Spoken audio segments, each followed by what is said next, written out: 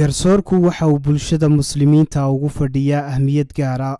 Somaliland waxaa ka jira maxkamado ka garnaqa kiisaska iyo dambiyada kala duwan, halkaas oo ay bulshadu cabasho xoogan ka muujiyaan garsoorka laftarkiisa iyagoo sheega in si aan cadaaladda ku dhisnayn looga garnaqay dacwado ay soo gudbiyeen. Haddaba Sheekh Cabdiraxmaan Maxamed Cali Cabdiraxmaan Dheere oo maanta khudbadii salaada Jimce ku soo qaatay ahmiyadda uu garsoorku leeyahay iyo waajibaadka laga rabo qofka garsooraha ah, ayaa waxaa sheekha hadaladiisii ka mid ahaa: qadaaga iyo garsoorka wanaagsani waa nicmo ilaahay xaggiisa ka timid,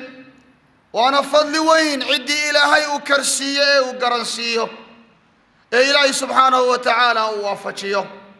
sidaa daraaddeed maxaa yeelay qadaaga iyo garsoorka waxa ku sugan islaax bayna annaas, dadka heshiisiin la heshiisiinaya dhexdooda. garsoorka waxa ku sugan xaq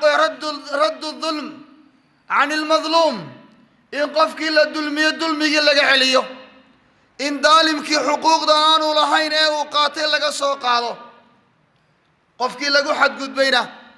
إن وحويان لوهيليو. روحا قرصورك كسوغان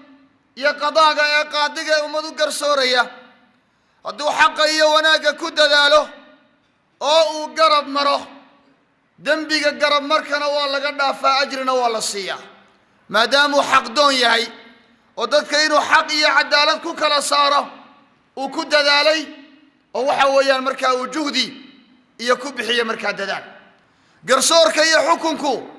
مهمة أولي هي آودت إلهي سبحانه وتعالى وحفر أنبياء والنبي محمد وكمدي عليه الصلاة والسلام. إلهي سوى رسولك إن الله يوحيري وإن حكمت فاحكم بينهم بالقسط إن الله يحب المقسطين. تدك عدادك لصار صوتك لحكم يسو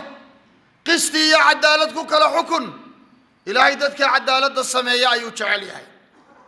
قفك قرصارها يا عدالتك شقية يا أمد حق أبوهيلية عدي حق قرم مرتنا كسو الدبالة وحاو كمدي هاي تضمد إلهي وهرين يو ما ننت قيامها هارك إلهي موي هارك ليانو ترين